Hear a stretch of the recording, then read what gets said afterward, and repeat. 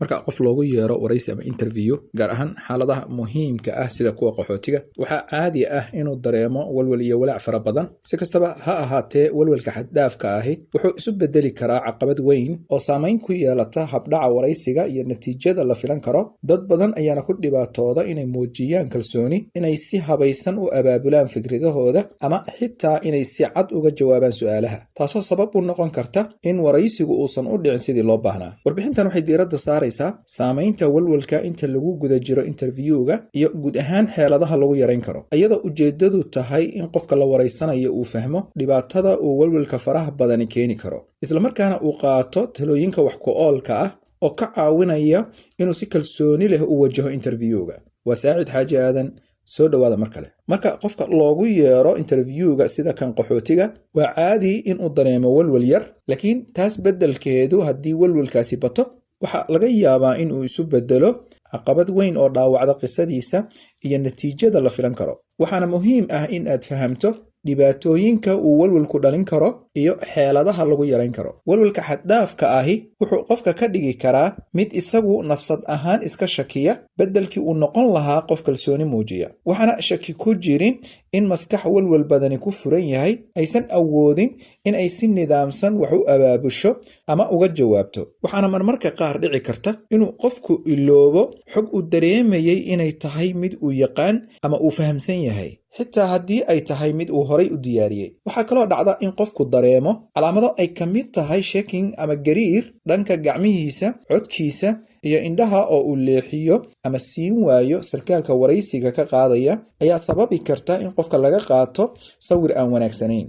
wargelin muhiim ah: xafiisyada Saacid Agency waxay kaa caawinayaan guud ahaan adeegyada kale ah diyaarinta kaysaska iyadoo la raacayo shuruudaha rasmiga ah, sixidda kaysaska khaldamay ama diidmo hore la kulmay, turjumaadda dukumentiyada iyo kaysaska si sax ah luuqadaada hooyo, qabashada ballamaha faraha biometric appointment, ka jawaabidda interviewga, soo saaridda iyo buuxinta codsiyada viisaha, ka jawaabidda iimaylada kala duwan, iyo talabixinta arrimaha la xiriira interviewga iyo socdaalka. haddaba si aad u hesho adeeg hufan oo degdeg ah, fadlan horay u gaar xafiisyadeenna ama kala xiriir lambarada shaashada kaaga muuqda. walwalka xooggan wuxuu qofka si fudud ugu riixi karaa khaladaad sida in su'aasha si qaldan loo fahmo ama jawaab lagu degdegay la bixiyo. walwalka joogtada ahi wuxuu sidoo kale horseedi karaa madax xanuun, hurdo la'aan iyo daal joogto ah, taasoo si dadban u wiiqaysa nolosha qofka iyo guud ahaan fursadaha uu heli karo.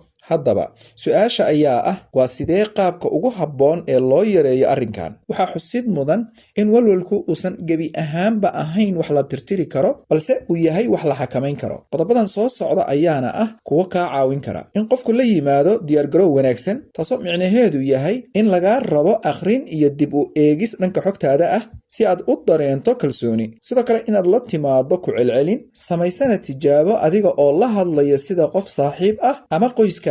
waxaa sidoo kale meesha ka marnayn waxa loo yaqaan kalsoonida. fadlan u isticmaal daymadaada qaabka ugu macquulsan ee loogu talagalay qof la waraysanayo. jawaabtuna waa inay noqotaa mid qaab tartiib ah oo fudud loo dhigay, islamarkaana cad. mar walbana xasuusnow oo niyadda ku hay in interviewgu yahay wada sheekaysi iyo qiimayn ee uusan ahayn maxkamad iyo xukun adiga kaa dhan ah. walwalka iyo walaaca interviewgu waa dareen dabiici ah, hase yeeshee marka uu bato wuxuu qofka ka hor istaagi karaa inuu si dhab ah u muujiyo kartidiisa iyo khibraddiisa guud ahaan. fahamka dhibaatada iyo adeegsiga xeeladaha lagu maaraynayo interviewga waxay qofka siinayaan fursad uu si wanaagsan ugu gudbo, islamarkaana uu u noqdo mid ku guulaysta waraysiga. fadlan haddii aad nala soo gaartay dhammaadka muuqaalkan, waxaan naga xasuusinaya inaad muuqaalka like garayso, siina sheer garayso si uu meelo fog u gaaro dadkuna uga faa'iidaystaan. wixii talo ama tusaale ah waxaad noogu reebi kartaa qaybta commentiska. hana hilmaamin inaad subscribe tiraahdo